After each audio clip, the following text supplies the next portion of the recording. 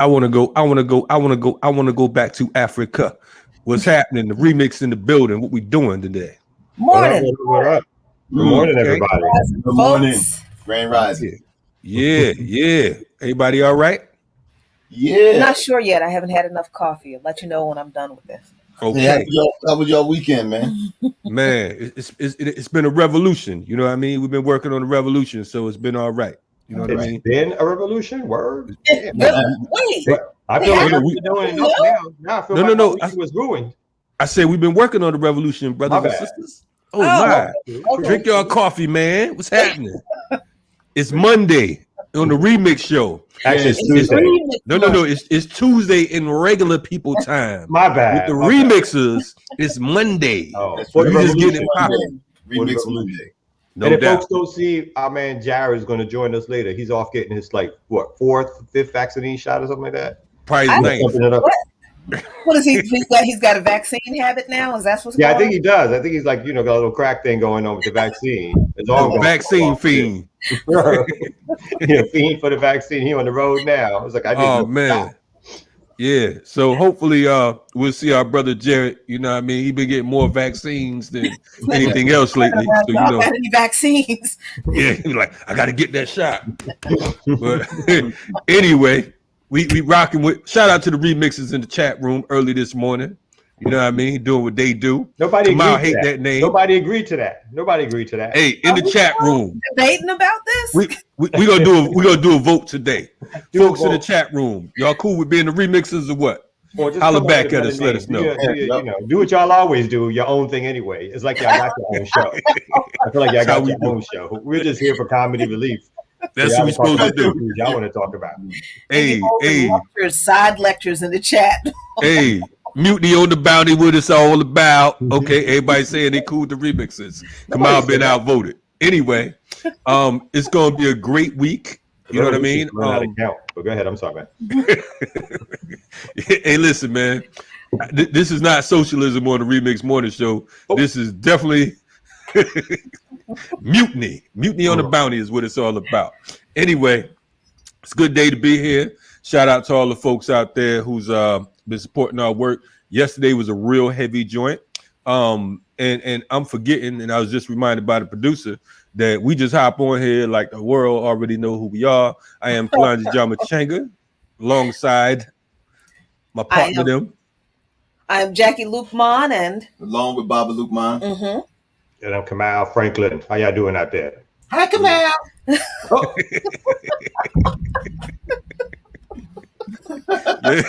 Hey, yo, I think my man in Jersey language, I think he just called you soft, but that's cool, man. It's like it be like that sometimes.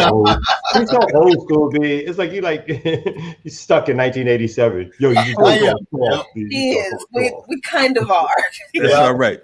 That's all right. Proudly, right? Oh, it's too much 2021. Let's go back and RS1. We feel a little better about ourselves. You're still waiting for Still Smooth and Pete Rock to drop their next album or some shit. Hey, man, it's folks in the audience. Info, let me know. Folks in the audience right now that don't even know who you talking about. But shout out to Pete Rock and CL Smooth. You know what I mean? Pete Rock and also his cousin. You know what I'm saying? Heavy D. You know what I mean? Shout out to Heavy D, Rising Power. Can't ever forget my man the Hevster. You know what I mean? You know, and we here. It's the remix. We have a whole lot going on this morning. We have a few interviews. We have some special shows coming up this week. On Wednesday, we have El Hajj Malik Shabazz Malcolm X Day, which is a national holiday. Also, Ho Chi Minh. Also, Yuri Kochiyama, who I had the pleasure of working with, Rising Power Yuri. Also, Virginia Davis, who is the mother of Troy Anthony Davis, who we also work with. You know what I'm saying? Rising Power, continue to rise in power, Troy Anthony Davis.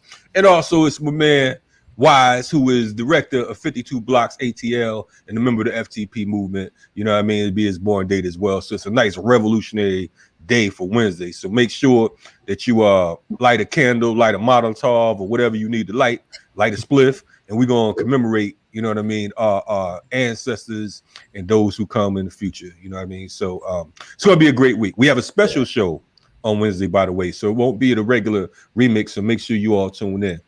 You know, so yeah, I actually got to go to, Yuri lived in Harlem for a number of years, for decades.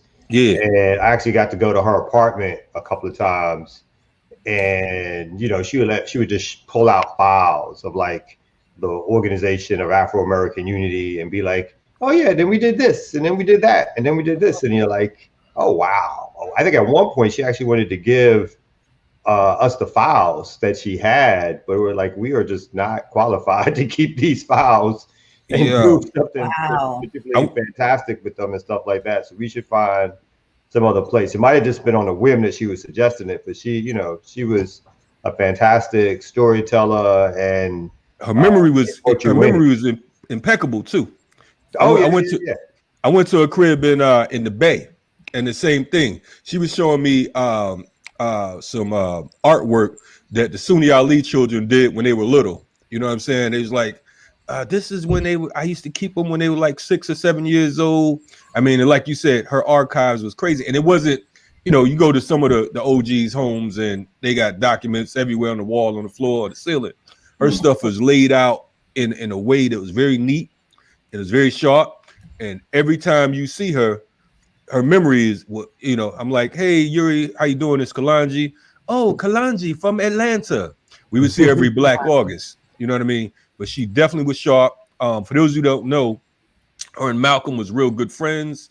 In fact, during the Audubon ballroom shooting, she was the sister who was giving them, trying to resuscitate them in the Audubon ballroom. So, you know what I'm saying? So definitely Yuri was not only the only non-Black member, because she was a member of the Organization of Afro-American Unity. So yeah, I think you're absolutely correct about that. Yeah, you know what I'm saying, and rightfully so. So when you talk about stop Asian hate and all that, because I know that it's been an uproar around that. You know what I mean? We definitely, Yuri was a warrior. There was some controversy around Richard Aoki. I knew Richard as well. I didn't know the whole situation after his transition. They claimed that he was informant. He was the Asian brother who supplied guns to the Black Panther Party. I knew him at the time I met him. He seemed to be a sharp stand-up dude. Shout out to my man Mike Ching, who actually did a documentary on him. I have that documentary. Hopefully that was the Fed's way of trying to just smear his name, because that's what they do. You know what I mean? But there were a lot of and there are a lot of stand-up brothers and sisters. But definitely shout out to Yuri, because of the fact that her and folks like Baba Herman Ferguson and Max Stanford, these are folks who knew El Hajj Malik Shabazz. They knew Malcolm and they rode with him. And these are folks that we knew. You know what I mean? So we got the inside stories and all that type of stuff. So it's a blessing to be a freedom fighter growing up in the era that we grew up in.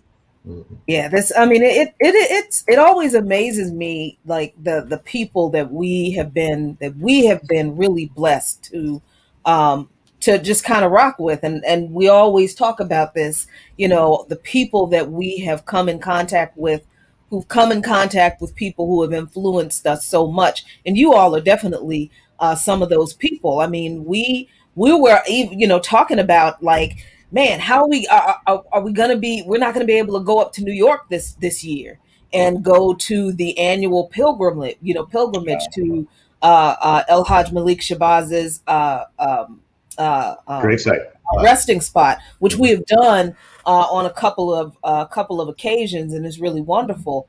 But I mean, it just makes me feel good to be in a community with people who don't just do the work, but who have, like, literally lived history, that when I was like learning about all this, I'm like, man, I wish I could know these people. And I mean, so they're not paying me to say this. I really mean this. So it's the last time I'll be nice to both of y'all. So we'll do it before Jared comes back. So okay. Hey, Baba Lukman over there looking like, look, I ain't being nice to nan one of them. You know what I'm saying? How we roll around Y'all know here. how I feel about y'all. I got the utmost respect. He over there like, they all right. Anyway. Yeah. Even Jersey. So, the other side of the tri-state. So I know how they get down over there. Hey, you know, the ear doctor's my homie now. So Yeah, he's up 95 from me. Yeah, you said he what now? He's up Interstate 95 from me. Hold on, man. I'm 95 as well, man. I-95, exit 27. Yeah. Exit 27. Don't act like you don't know. You know what I mean? There we go. Hey, y'all on the funky side of I-95, though. You know, you get the Jersey. Around exit 14, 15. Yeah. That's the exit you don't want to take. That's the exit you don't want to take. Smell like dead horse all the time. Yeah. But that's Jersey, though. Shout out to Jersey. I don't want to get banned. Shout out to Newark. Shout out to Elizabeth, Trenton. You know what I mean? Asbury Park, the whole nine. But also I want to definitely I'd be remiss if we forget Malcolm Shabazz, young Malcolm. Yes. Who was assassinated some years ago.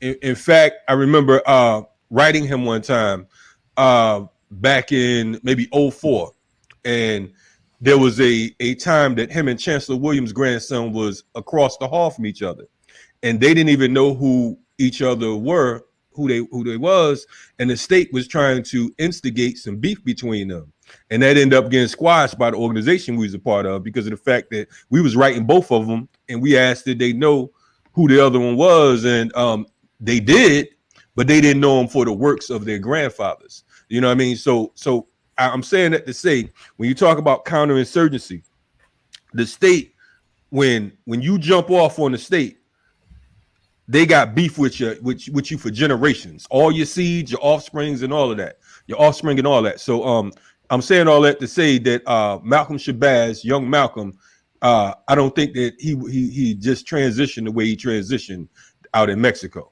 You know what I mean? He was the only male offspring of Malcolm. You know what I mean? So we gotta keep in mind that the state is absolutely diabolical, and that's how they get down. You listen to the RemiX stories too, like the kids have of like not just Malcolm's kids and or grandkids, but movement kids who talk about growing up and being followed by the FBI to school, some cars sitting outside their house. People have talked about sort of the traumatic lifestyle of what the state puts you through, just because not even that you've done anything yet. You know, you might be trying to do something, you might be like too young to do anything. Yeah. Just because your affiliation, your parents, and the things that they tried to do, they keep that pressure on you. So yeah, shout out to all the cats, and their kids and their grandkids who are like in the movement, trying to survive, doing their thing, involved in organizing culture and all the rest of it. Because it's not for the lighthearted sometimes, whether you like it or not. You know what I mean? It has to be done, but you got to be prepared sometimes, or things fall off the edge. No doubt. Anyway, we listen to the RemiX Morning Show. It's about time for us to get into some early morning news. We've been kicking the Willy Bobo, you know what I mean? So, you know, but rightfully so. Y'all like that, huh? True. Yeah, y'all like that. Baba Luke, we're going back to 1995 now. Whatever. Shout out to my man Abiodun Oyewole, who from the Last Poets, we had him on the RemiX. I mean, on Riot started TV yesterday. Got too many damn shows. The Last Poets. He stay on the air. The air. Hey man, you know what I'm saying? I'm like Don Lemonhead, like you. So anyway, 53 year anniversary of the Last Poets on tomorrow as well, on Malcolm X Day. That's the day they started. The first time they ever did a stage performance was a Malcolm X Day in Harlem in 1968. Anyway, we're gonna go straight to some news of whatever been around the world. Where that map? What happened to the ear doctor? The ear doctor.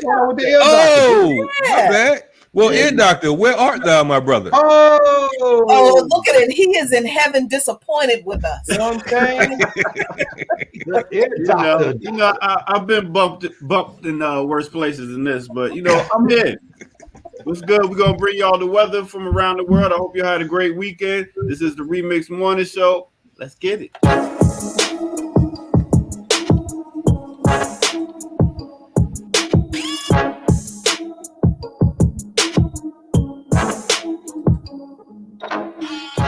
What's good, everybody? I go by the name of the Ear Doctor. This is the RemiX Morning Show, and y'all are tuned in to Black Power Media. Make sure y'all like, subscribe, hit us up on that patreon.com so we can continue this movement, get bigger and better, and give y'all what y'all want. You know what I mean? So check this out. We are going to go to the weather, and I always like to start off where it's the hottest. And we're going to give you the hot temperatures for the day. We're going to start off with Myrtle Beach, South Carolina. Big up to South Carolina.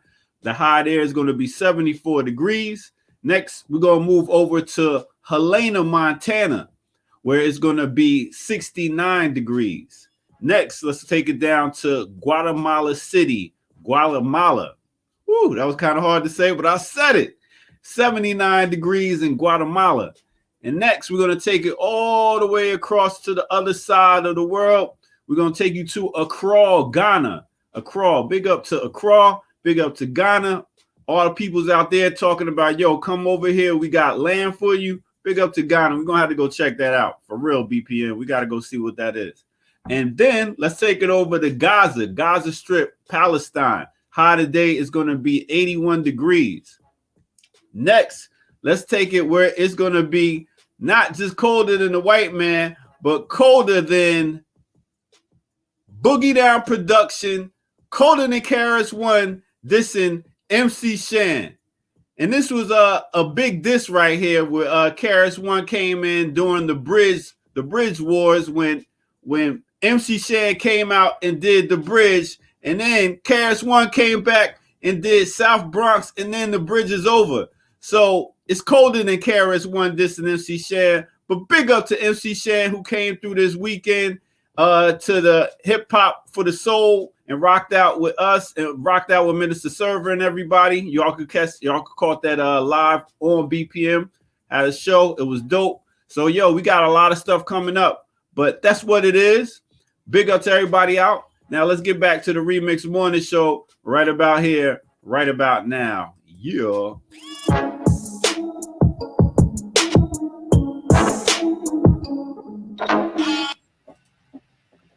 All right.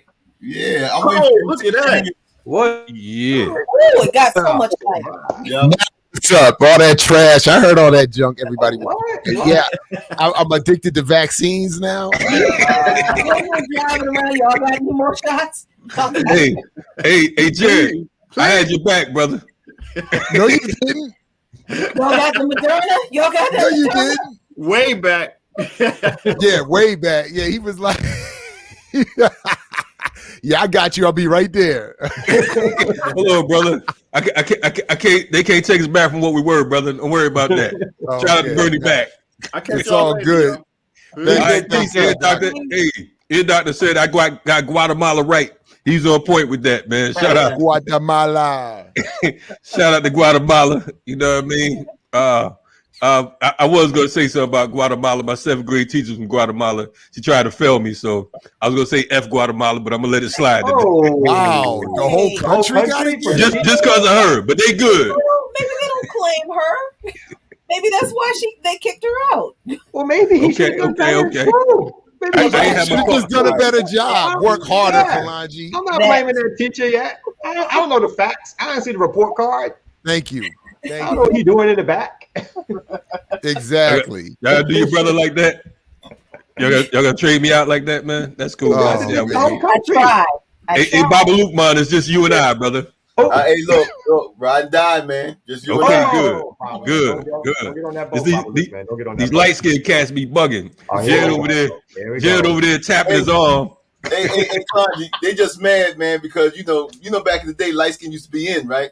Yeah, So, they mad now, man. They trying to get their reign back. yeah. I know they always walk around looking like Albie Shore. That was my nickname. That's what I got called in middle school. Hey, Well, Christopher Williams action, you know what I'm saying? What? Okay, Albie Shore and Christopher until you took Williams. that beating in New Jack City, then Christopher Williams was a rap. That was Yeah. part of the ending. That was part of Yeah, the that's ending. true. Yeah. That and Then Wesley Tyrese- Snipes came in. Well, my One thing thing I was hold when against Tyrese Wesley. got on the bus and did the Coca-Cola commercial. Yeah, That was when I was like, I know we're done. I was Right. like, Yeah, that all was right. good. For me, it was when Wesley started coming out. When Wesley is like, there's a shift. There's a shift happening. Yep. And then he beat Hey, down man. Christopher Williams. Hey, but you look Christopher at it, Williams right? still owes us for that, man. Hey, That's so you why know what I caught the think? feds. I caught the feds on Wesley. That's why he got locked up. I'm just saying. The one time I ever caught the feds on anybody. It's Hey, that but one you thing. look at it, right? One. We all had our heroes, right? Everybody, like, you feel like this. Jared said something about Christopher Williams. Then you had Tyrese and them for the dark skinned brothers. But look, we had Biggie, man. We had Heavy D and we had Biggie. Okay. No, we had Heavy D. Hold on now, Heavy D. I heard you shout him out earlier, Kalanji. Heavy was on our page. You had the Chocolate Boy Wonder with Pete Rock. Right. We had Heavy D. Wait, but Heavy was Jamaican though. Biggie put us on the map, man. I'm telling you. I mean, big boy, Biggie did it for us. I don't know what the hell's going on here this morning.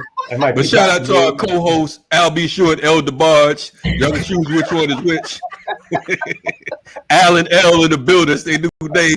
Shout out to Al and L the attorney, and Professor Al. No related to Al Sharpton or Al Roker. You know what I mean? We're in the building today. It's a word salad. It's a word salad. The cast system is on the remix today, but we're gonna make it all right. hey, look, I got news. Okay, listen. Oh, yeah, we do have news today. Yes, we Let's do. hit that globe, and then we With that globe back, man. I messed with that. Alan.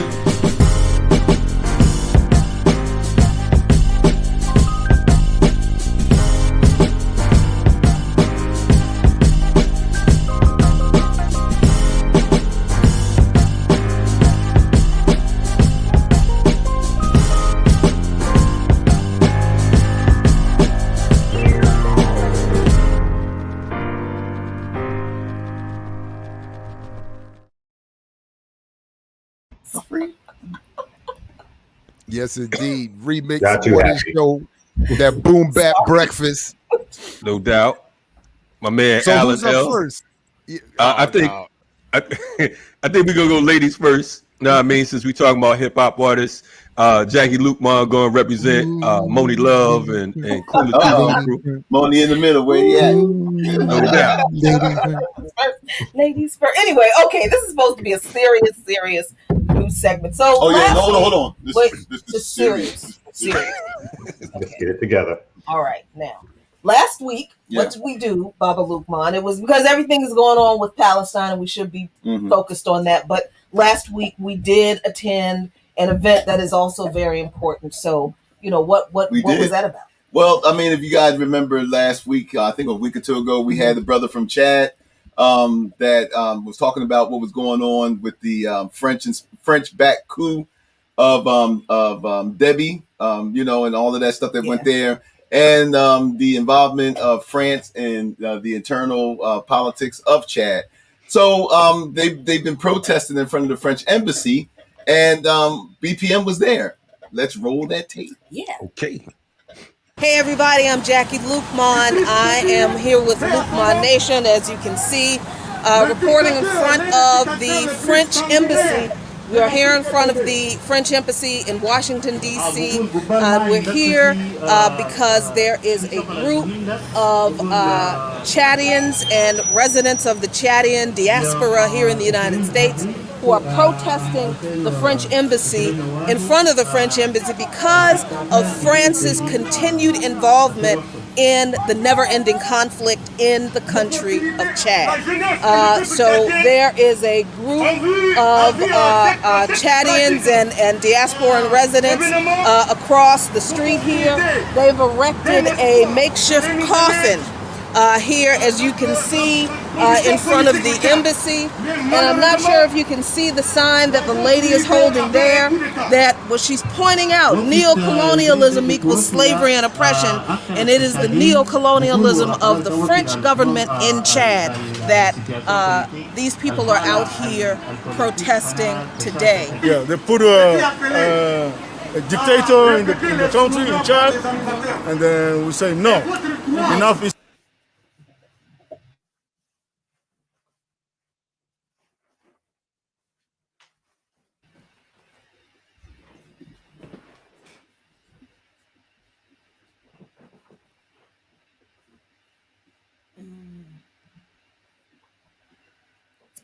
I think we're having some weird technical difficulties here. Maybe you guys could just give a description until we fix that. Well, anyway, how it went is we went down there to the French embassy. They had a large protest out there with the Chadian diaspora that was out there.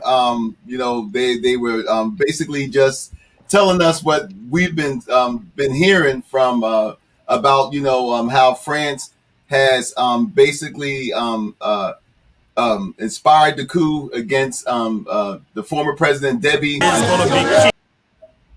Yeah. Then there was this story about Debbie being killed on the front lines, and everybody saying that's a lie.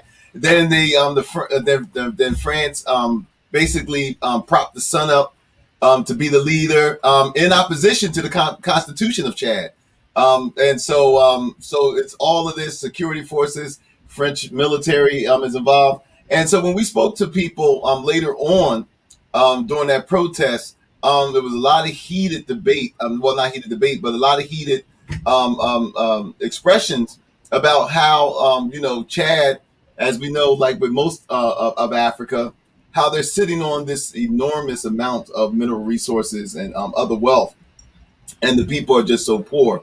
And Chad has a constitution. They have laws in place to handle these things, but because of the interference of France. Again, I mean, it's imperialism and colonialism at work. Yeah, and most of the thing I think that was so striking to me was that people were out there protesting the colonialism, neo-colonialism, and oppression of France, and these were African people, but they were all speaking French. So I mean, it was wild to me that they're like. The very language they speak is an expression and a representation of the depth of the influence of France in Africa, in their country, in Chad.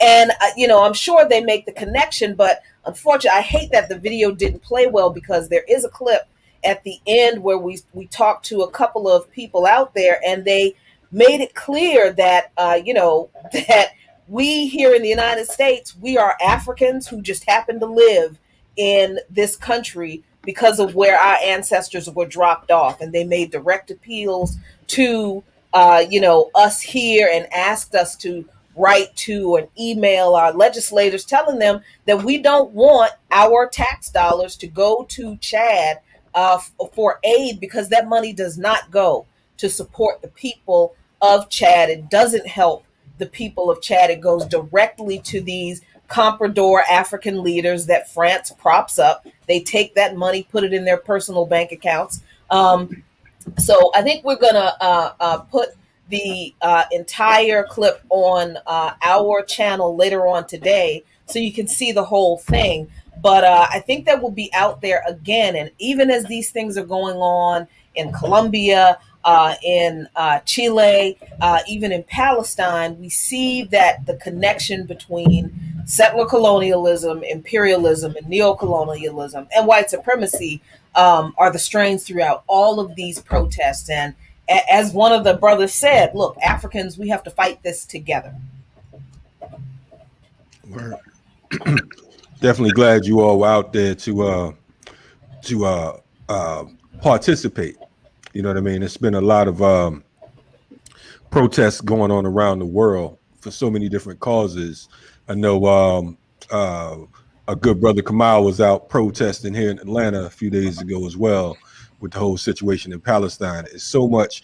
I think that once people around the world realize that it is one oppressive system, one oppressive regime that we're against, then we can topple it, because of the fact that, there's so many separate causes. You got environmentalists, you have animal rights activists, you have folks fighting police terrorism, you have folks fighting against fighting for the rights of political prisoners. You have so many different causes. One of the situations we had when we were organizing around the Troy Davis situation was I went directly to members of PETA, and I was like, boom, this man is being executed. Well, we don't get involved in that. So I'm like, oh, so you mean to tell me that you're fighting for the rights of animals, for the lives of animals, but a fellow human being, you know what I mean? You're telling me that that's something that you don't get involved in.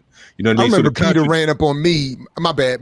Sorry, no, it's all good. Man. No, I was just saying the contradictions, even their contradictions have contradictions. But go ahead. No, I was just going to say the first rally I took my daughters to in D.C. years ago, Peter ran up trying to get us to sign something. And I said, and I made a show of it so my girls would see that absolutely not. And my stance at the time was you all sided against Michael Vick and aggressively encouraged that this man go to prison and lose his entire life and freedom. I can't, over his, questionable treatment of animals, no doubt. But nobody should be going to jail, especially not black people should be not going to prison. Anyway, so anyway, thank you. But I do want to echo the appreciation to Luke Mons for being out there, and that this is something that I hope that we at BPM can do a lot more of, and which is why I know we're trying to expand so we can have more people out there doing more of this, and so that we can get the Luke Mons out there even more than that. Right. I feel like the Luke Mons should be at every joint. We love to do that. We do. You know what I'm saying? Don't dilute. We Don't got to stomp on the French flag and everything. I'm really mad about that video not playing. It was a lot of fun. Actually. I hear you on that, though. I do. I was going to say, who don't want the Luke Mons at their rally? You know what I'm saying? That's true. I was going to say quickly too. I mean, that's the other thing that happened this weekend. Real quick. So the different Palestinian organizations gathered to have nationwide marches here in the United States.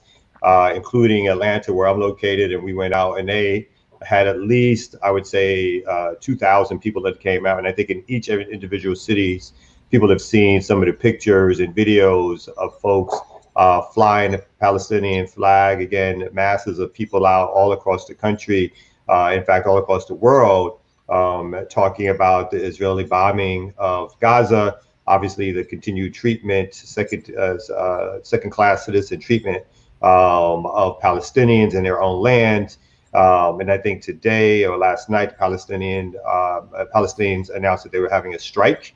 And so that's a strike that includes Gaza, the West Bank, and what's considered Israel proper, which is all Palestine. And so folks are on strike today, and we'll see how long that lasts. The unity and the sort of one purpose is really doing their struggle justice right now in terms of continuing to get it out into the world. And I was just going to juxtapose it. The unfortunate thing is that we still don't have the means, mechanisms, and so forth, at least it just seems like it, to elevate the struggles on the continent in the same way. So again, that's why it's important for us to have Black Power Media, and why it's important for us to continually hook up with other sort of Pan-African organizations to make sure that when those struggles are happening and kicking off, and they're happening continually, but that they get the type of attention that they deserve, because people don't know what's happening in those countries, or it's second or third tier. So we need to really, all of us, do more to try to make sure that those things raise up and become part of the social consciousness that we all are part of in terms of getting these struggles out there. Before we move on to the next story, I want to point out too, when you talk about the importance of media and how dangerous this situation is, the fact that that Israel launched missiles at the Associated Press and at the Al Jazeera. Yeah, I mean, when have you heard that type of situation go on? You know what I mean? If you're not supporting their nonsense or whatever, they will literally blow you off the air. You know what I mean? So I just found that to be an ill situation. They told the folks to evacuate. Within an hour, they blew the building up, man. So I mean, the same thing very quickly, because it's not just it's not even that they was particularly the Associated Press. The Associated Press is a mainstream corporate outfit. They report. The idea though is to me, the fact that they can do this. There's no outcry from so-called Western governments on First Amendment. There's that's not even really an outcry against the media, right? Against their fellow media outlets having their building bombed in a war zone. It's just more it's quiet on all fronts, because Israel gets to get away with this stuff because it is an ally of the United States and Western imperialism. No other, if this happened in Iraq, in Iran, it would be front page news for the next outcry 10 days. CNN will be covering live coverage, showing you every brick in the street, even if no one died, every brick, freedom of press being stomped on, and so forth and so on. So this goes back to the hypocrisy of what we've been talking about. Yeah, but that's how it go though. We're gonna move on. We'll be having more news on these and other atrocities taking place around the world, courtesy of this white supremacist regime, which consists of and not limited to the United States, France, UK, and so many others. We're gonna take it to the next news piece. What do we have going on, my man Vaccine J? You're not going to start that nonsense. My bad, brother. I reject that. That I can see it brewing already.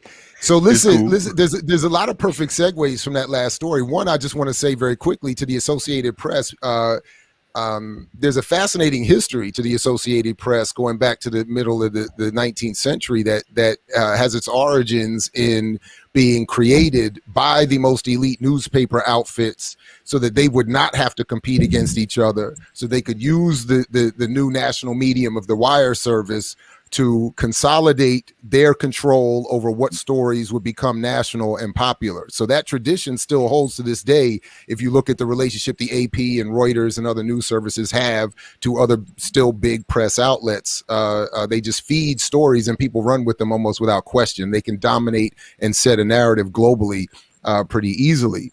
On a microscopic level, we have this problem within Black media of a dominant narrative seeping down, being like a sieve delivered onto our communities in very dangerous ways. And there was an interruptive moment that took place recently with one of our extended comrades who works with several of us here at this channel.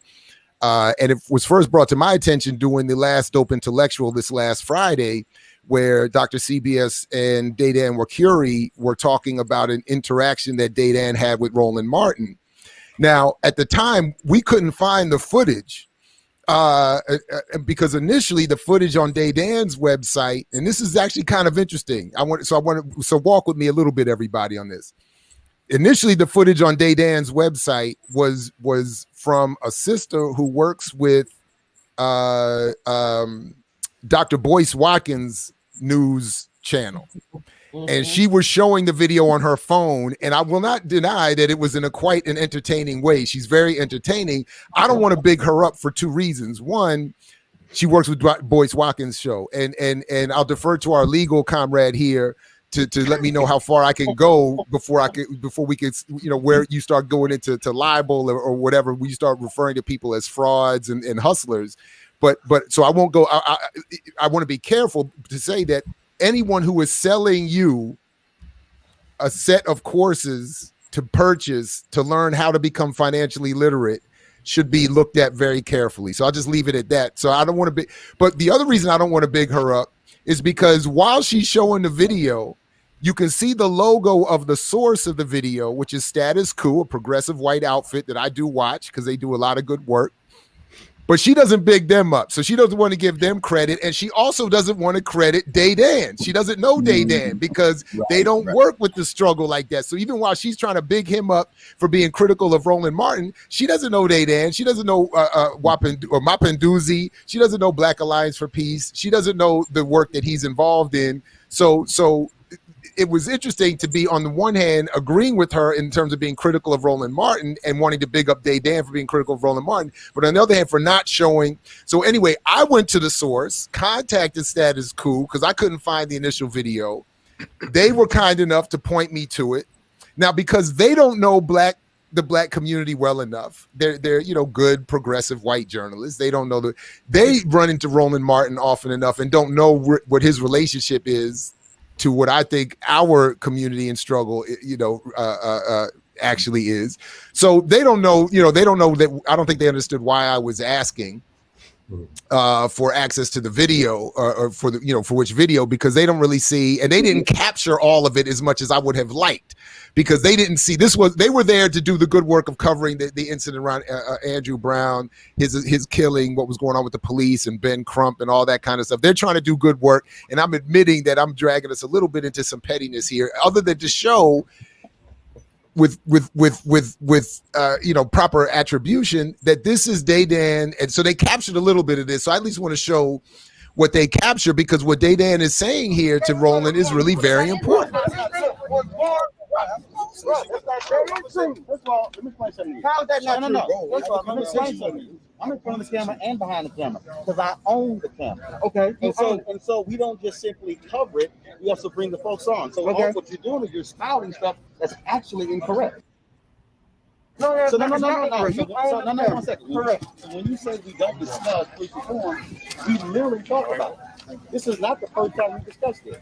So if you're going to say what we don't do, be factual. Why don't you come out of the that's Daydan Wakuri. You live in and come into the community and do some building with the locks. Just stop, hold up. You just said do some building in the community. Sure. So let me ask you a question. Sure. Does everybody have lanes? Does everybody have lanes? So if somebody everybody got lanes. So what's your lane? 1 second. Your lane to get on curve. And Roland doing that classic commercial press defense. What do you think black media does?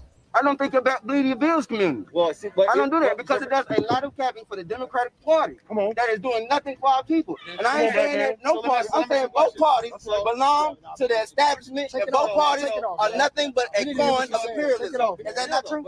So when we're not talking about politics, what are we talking about? What are you talking about? I don't watch that much. Hold up. So right there. So when you say I don't watch, well, then you admit you don't know. No, I follow, but I don't follow you as much because the things that you put out and the things that you protect are not for us. They're not. The brother behind him is co-signing Daydan too, by the way. I don't watch because the things that you protect are not the things that we need to hear in our community. You just had a press conference when people were talking about being peaceful and things like that. Now, I'm not telling anybody. I don't suggest anybody go out here and do anything like that. The attorney said that. The question I asked was very specific to the district attorney. What did you say? That's not what I asked. What did you ask? Were you listening? I mean, there was a lot going on, so I couldn't hear that. Well, I was in the back. I couldn't get to you, brother. I'm sorry. I didn't have no front-row ticket. And so what first of all,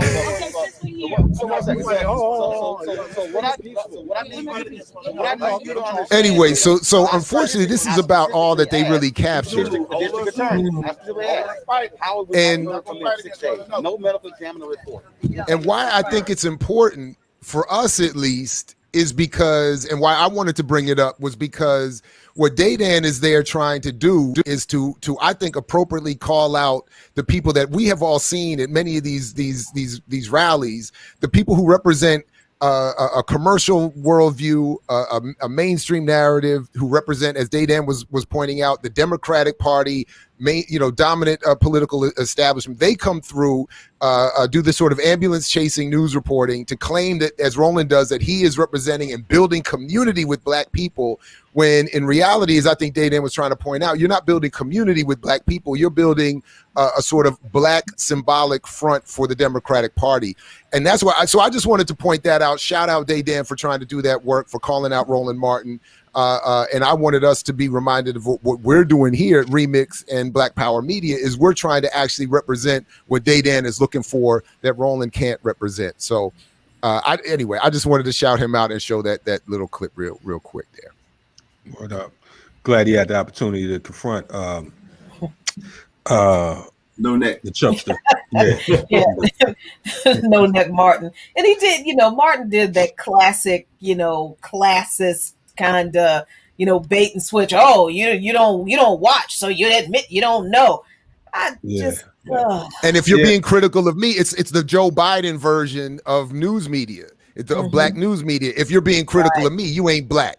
If you're not watching Roland Martin, you ain't really black. And Daydan is saying, nah, man.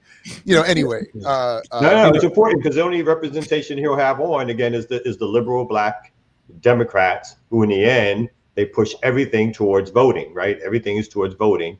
And whether it's the standard sort of not only these guys, but the Al Sharpton formula, the Jesse Jackson formula, it's all about the courtroom action, follow the deaths. But in the end, if you want justice, it's going to be through a party apparatus, the Democratic Party apparatus. And that's as far as they go. And as the brother was saying, they're fulfilling their historic role as the sort of black press that gets some resources from these white companies in terms of advertisement, and so therefore they're happy playing their role. Yeah, right on. Hey, Welcome to America. You know, I salute the brother, man, because of the fact that I remember those days when you could confront these cats and they come with that whole sing song thing. I'm a little too old for that now. Now, you know what I mean? I can't control my right fist.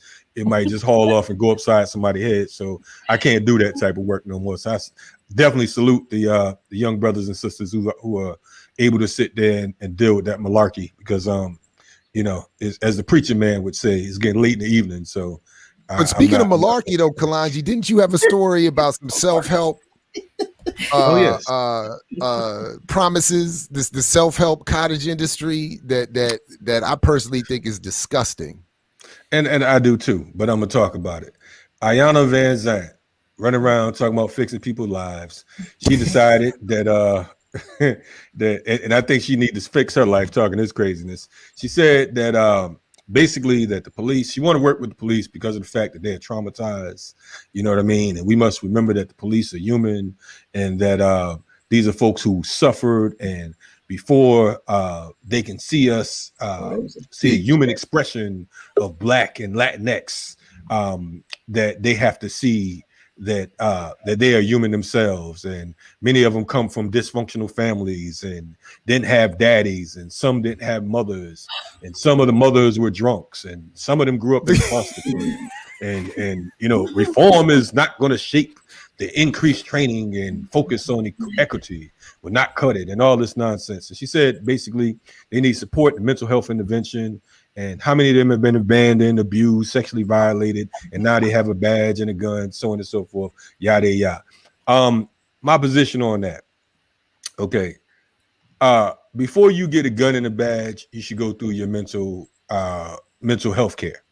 You understand what I'm saying? You should be checked and make sure that you know, there should be some type of process before you are deputized. You know what I mean? I think that after you have a badge and a gun, you know, there's no type of sensitivity training that's going to that's going to change who you are. You understand what I'm saying? You are who you are when you got there. You're going to be who you are. So, you know, that position right there, I think that it's opportunist at a minimal, but and it's naivety at on another level.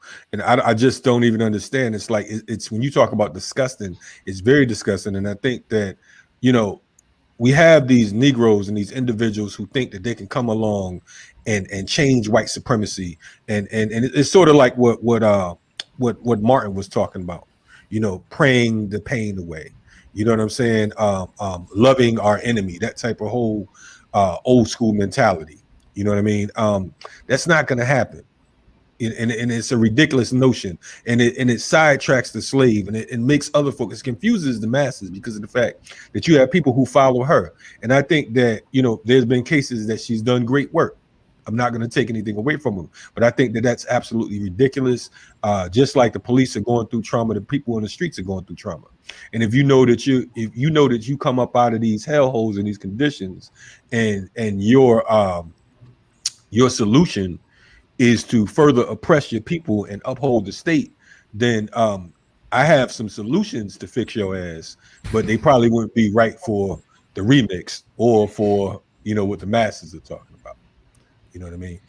That's hey, plus she comes off that Oprah tree, right.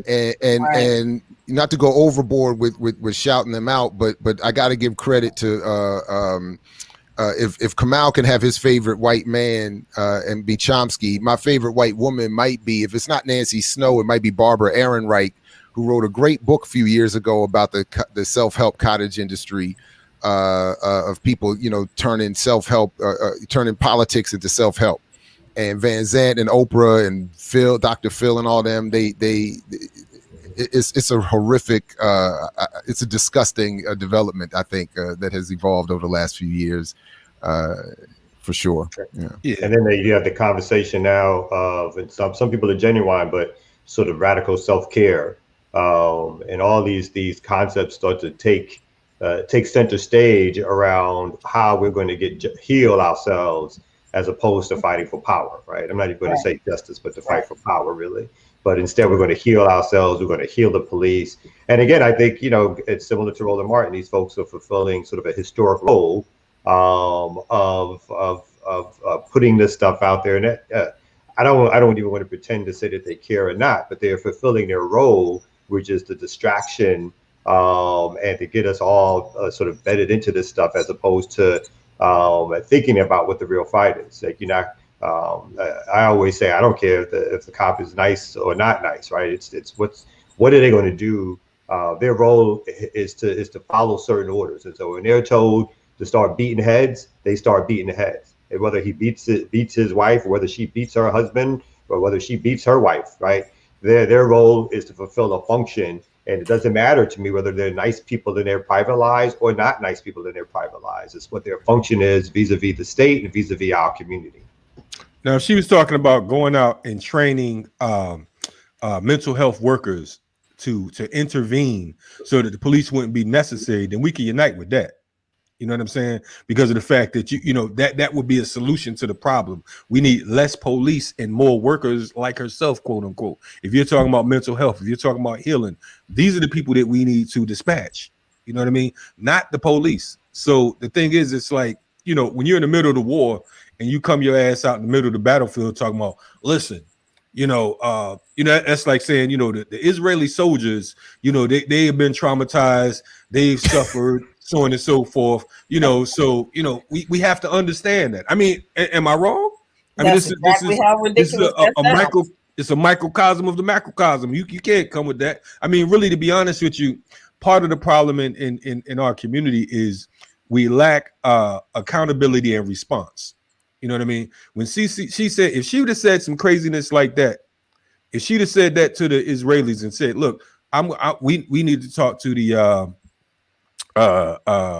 we need to talk because of the fact that you know, the Palestinians are suffering, so on and so forth, man, she'd have been outlawed, outcast, banned, and the whole nine. In the black community, the most she might get is a mention on the Remix Morning Show. Anyway, you listen to the Remix when you get your real fix. You know what I mean? Right about now, we're gonna go to our resident weatherman, DJ, slingshot expert, etc. He looked like he in deep space in a black hole. No doubt. In a black hole. Darkness, you know what it is. Darkness. Yeah. I got a little entertainment news let y'all know about. So we're gonna go there for this quick break. All right. Cultivate on the Remix.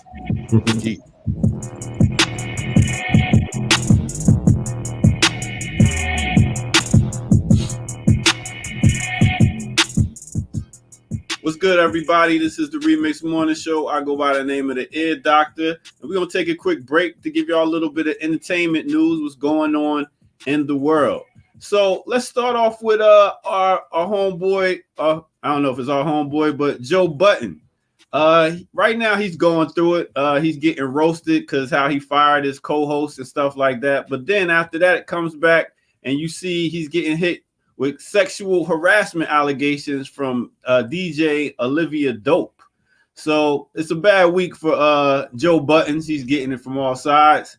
Let's talk about ATL. Let's go down to T.I. He has a trap museum here in Atlanta. This weekend, you had 4 people got shot in front of the trap museum. But if you know, it's a trap when you go down there, because you're going to get a bunch of trappers, a bunch of drug dealers and stuff that want to, you know, probably go wind up shooting somebody. Speaking of ATL, it was like 19 people shot this weekend, 6 people killed. So everybody's out now. So be careful out there.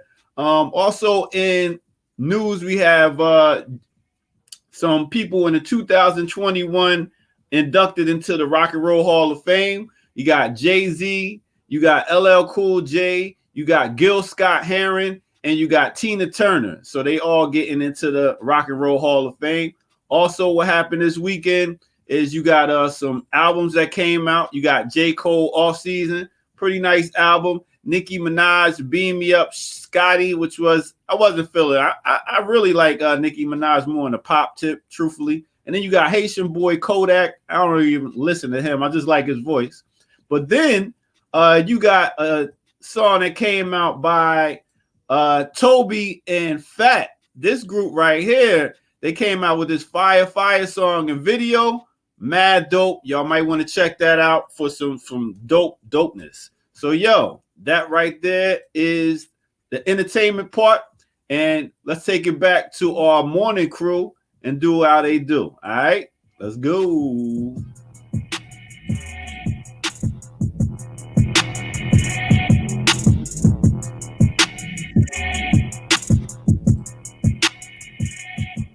Yeah. Shout out to Gil Scott Heron, you know what I mean, on the not that he needed it, but on the Rock and Roll Hall of Fame thing. We'll probably get Bilal Sunni Ali, who's been on Riot Started TV, was a member of that band. We know that Fela was being nominated as well. I would have rather saw Fela being a Rock and Roll Hall of Fame over most of the people that the Ear Doctor named, because of the fact that Fela Kuti actually made sense. You know what I'm saying? All of those awards can kick rocks, man. Give money back to the communities these people came from. I don't give a damn about these awards, and it sucks hearing Gil Scott's name mentioned with Jay-Z. That's whack. What are they trying to do? That's on them. They trying to be slick. Yeah, I still don't get those whole award things, but it is what it is. Giving them their roses. No, I appreciate what you're doing from your perspective. Yeah. I'm saying from the perspective of the industry and institution, and J. Cole needs to stop dissing No Name too. I saw some of that on Twitter. We were trying to get her to come on and talk about it, but she's not so much interested in continuing that discussion. Anyway, these cats need to anyway. That's why we having that manhood thing tomorrow. Yeah, it seems like J. Cole got some woman problems because he's bitch this, bitch that, every word in his every rhyme. I'm like, yo, dude, I know she hurt. And so does Buttons. Didn't he beat up Esther Baxter? Isn't that his baby's mother? These dudes be out here wilding, man. They need to get their emotions under control. But yo, I'm out of here, man. I catch y'all next break. Thanks, Ear Doctor. Peace. I'm surprised that Joe Budden is even taken seriously. I'm still confused about that part. You know what I'm saying? I took Flavor Flav more serious than Joe Budden, but that's just me. Wow, man, that's a disappointment. That's a diss top 10. Hey. Hey, welcome. Would you say come out the not top 10? Joe Buttons is in the not top 10? The not top 10. Yeah, Joe Budden top 10. Exactly. I'm like, man. That was it. I mean, that was it. If you don't make it in rap, then go ahead and become a journalist. But anyway, we have. So let's go in the other direction, right? Because we got dragged to the bottom with Joe Buttons and Jay-Z. We was at an all-time low. I think we need some more doctors to come on board and help us out today. You know what I mean? I think we should go check out. Is our good sister comrades in the building? I think we need the doctors, Dr. Layla Brown and Dr. CBS. I think we need to bring them on board right about now. Remix.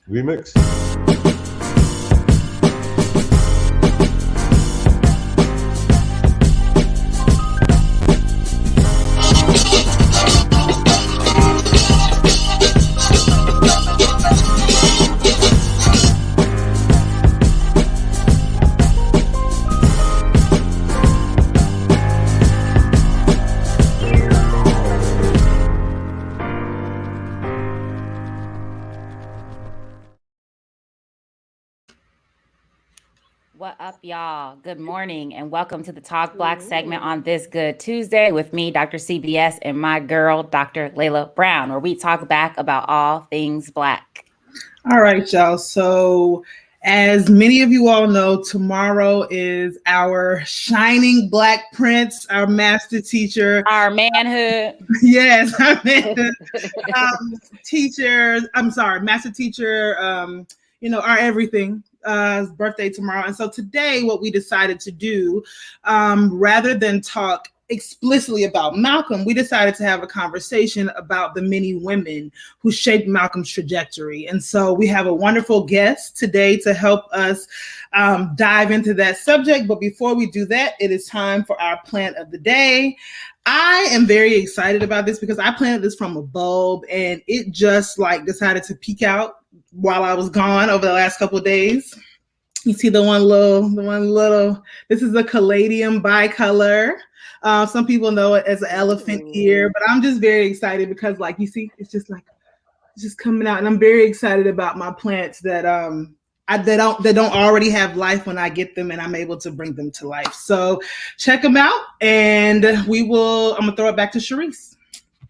So we are joined by another one of my girls, the inimitable Dr. Ashley D. Farmer, to speak about the influence of the women who helped to shape Malcolm X's ideology and praxis. And so Dr. Farmer is a historian of Black women's history, intellectual history, and radical politics. She is currently an associate professor in the Department of History and African Diaspora Studies at the University of Texas at Austin. And she is also the author of the excellent book, Remaking Black Power, How Black Women Transformed an Era, which is the first comprehensive study of Black women's intellectual production and activism in the Black Power era.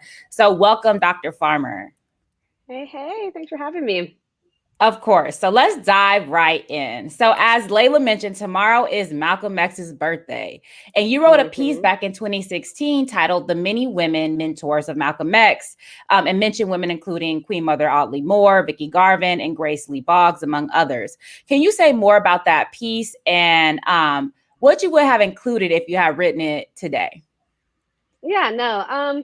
So the piece covers the kind of collection of women. So Vicki Garvin, Queen Mother Audley Moore, Grace Lee Boggs, Maya Angelou, some of those folks who were the main kind of interlocutors and intellectual influence of Malcolm X.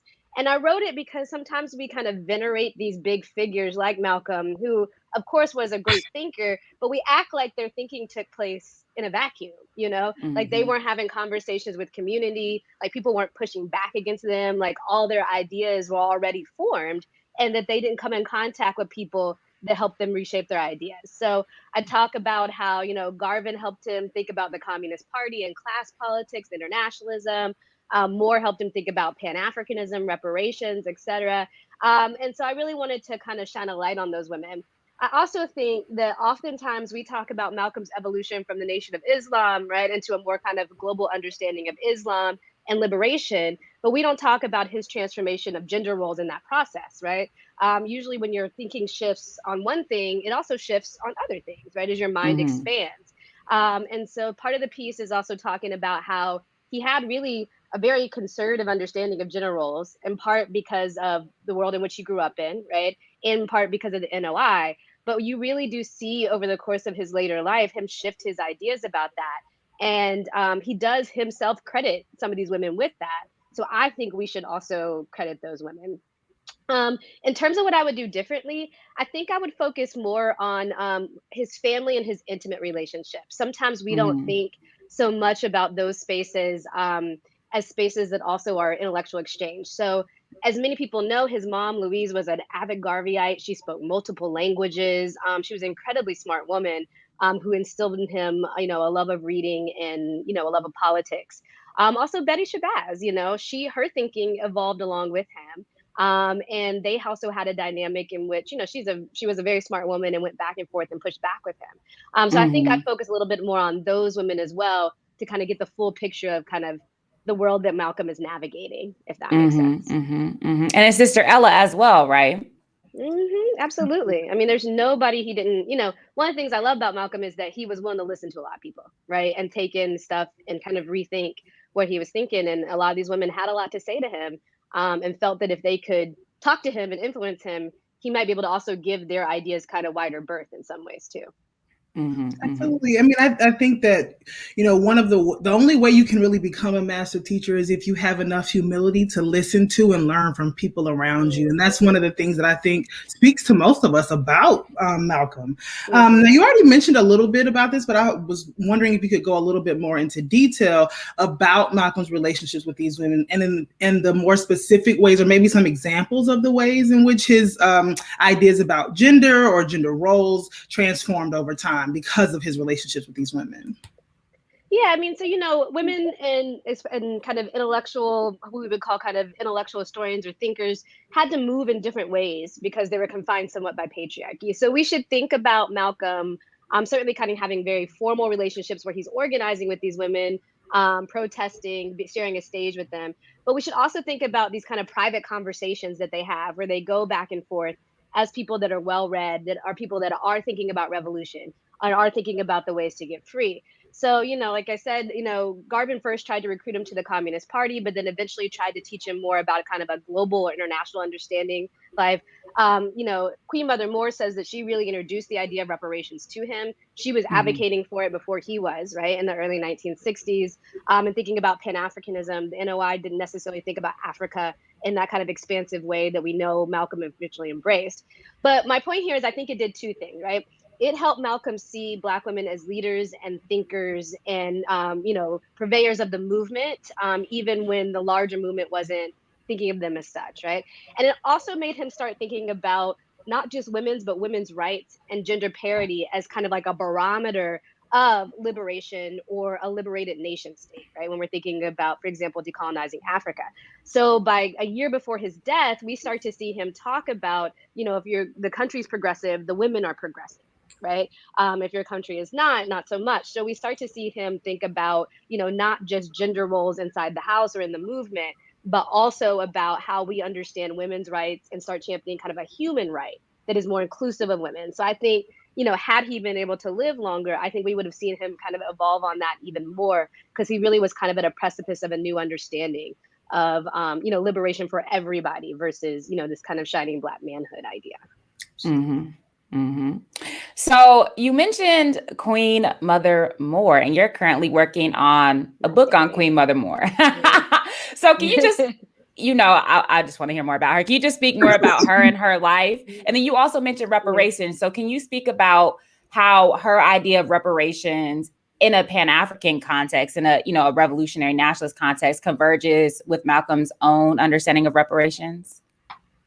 Yeah, so for those who don't know, a lot of times people say like Malcolm X might have been the father of Black nationalism, but Queen Mother Moore was the mother. And what we mean by that is that she lived from 1898 to 1997, so almost an entire century. And for the majority of that time, starting when she was a Garveyite all the way up to like the Million Man March, she was an advocate of Black nationalism.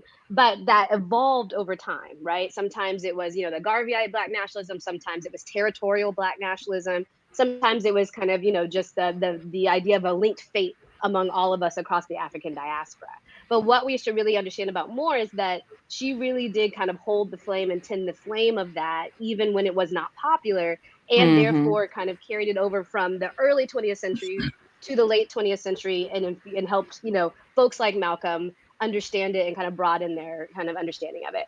The other thing Queen Mother Moore is really known for is she's known as being the mother of the modern reparations movement. The idea of reparations or payment specifically for slavery happened, at the end of the Civil War and during Reconstruction with Callie House. But by the late 1950s, early 1960s, Moore was revitalizing this movement, saying not only should we be repaid for, slavery and Jim Crow, right, everything that happened since slavery, but also thinking about reparations in a global context as a way to repay African countries who have been pillaged by virtue of the transatlantic slave trade. And, through neocolonialism and colonial practices of the late 20th century, but also a way of repair, right? So reparations can be, an actual monetary payment, but it can also be symbolic. And part of what Queen Mother Moore was talking about there was that we're owed an apology and we're owed a sense of understanding of repair. And through that, folks here on, the American side can reconnect, right, with the rest of the African diaspora, but understanding kind of our shared struggle and our shared struggle of repair. So she really claims that she was the one that kind of pulled Malcolm up, would sit him down in a diner in Harlem, right, and tell him that he needed to incorporate reparations into his advocacy, right? And at this point, he was still at the tenses of the NOI, thinking about leaving and breaking free when she first started talking to him about it. But she really says that she was the one that kind of planted the seed in his head. And as he moved towards a more expansive view, right, of liberation, and Pan-Africanism, she tried to ask him to go and talk about reparations on a national scale and get people across the African diaspora to really engage with it. So I think it's important to think about more, it isn't always written down in the book. She's not mentioned in the autobiography, but we got to take seriously kind of these informal conversations where a thinker leaves with a new, plants a new seed that really develops into something that thinker really gets credit for, like Malcolm did in some extent, right? Hey, how you think they'll feel about ADOS, though? So this thing, Queen Mother Moore complicated. I love her, but she's a little complicated. So there's times when I think she, like Malcolm, no, right? But there are some times when Queen Mother Moore articulated, as much as she tried, a very kind of essentialist version, right? A Pan-Africanism, an essentialist version of Africa and all that stuff. And I don't know, sometimes she might have veered in that direction a little bit. I think she might have dabbled in it and realized it's not the way to go. But there's the language and the rhetoric of it, she certainly trafficked in, right? Even if she didn't believe kind of the central ideas. But I think that was less a reflection of her belief system and more that as an elder Black woman, these are the ways in which she could enter into these conversations, more of a strategy in that way. She kind of entered in and then kind of pivoted left because that's what she had to do to kind of be taken seriously in these moments. Absolutely. Absolutely. Speaking of names that are not often evoked, but you have already evoked, I'm thinking about Vicki Garvin. Even though not a lot of people, know about Vicki's relationship as, a Pan-Africanist labor leader to Malcolm, even though there are folks like you, like Dale Gore, like Ji-Fung Liu, who've written about her. And I'm wondering if you could maybe talk a little bit more about some of the parallels between her and Malcolm's life and work. Yeah, I mean, Vicki is one of these another amazing women that lived a very long time. Some historians call them kind of like a long distance runner in the sense that they traverse kind of multiple moments in the movement. But so Vicki was like Malcolm, a poor working class, but had, a family that really instilled the idea of education, the study of Blackness and Black people. Her family also migrated in the hopes of trying to escape some of the horribleness of Jim Crow. But to no avail, right? And she was really politicized by living and working in poverty day to day in Harlem, not unlike, Malcolm, who lived throughout the Northeast and dealt with those same issues. What's interesting is that, Vicki's older than Malcolm, right? A lot of these women that I'm talking about are significantly so. So we should think about them as kind of older mentors.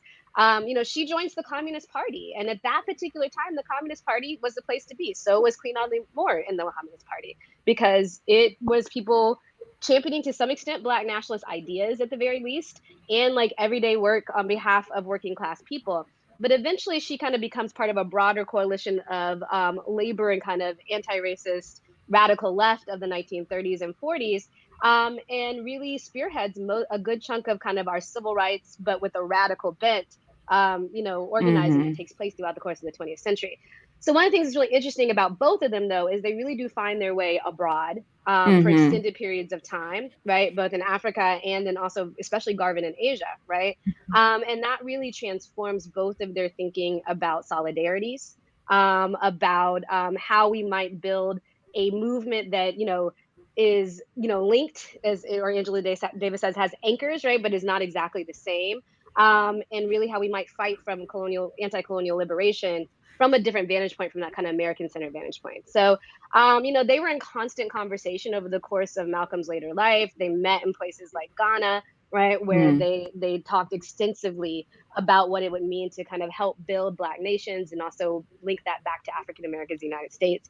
So I think their childhoods are very similar. They kind of took divergent paths, but ended up in a similar kind of Pan-Africanist internationalism that really was aligned. It's unfortunate because I think had we been able to see Malcolm kind of linked up with that broader internationalist front of folks that, for a time lived as expats abroad and championed, kind of international solidarities, I think we would have seen a really different kind of phase of the movement that, these women were anchors for around the world. Absolutely. I mean, I think one of the reasons why I think biographies are really interesting is because we get to see these kinds of developments and trajectories over time. But what's also really interesting to me with so many of our, our movement, what would you call them? People who are central to our movement, is that it's really at these moments where they have this kind of shift towards a particular kind of internationalism or Pan-Africanism or way of thinking about our struggles and our plights as connected, right? And this is one of the things why is one of the reasons why I really find ADOS very problematic, because I think it is precisely at the moment when we begin to link our struggles beyond these sort of national borders that we really begin to think about what it means to have a really sort of broad, expansive, left, radical, and or revolutionary type of politics.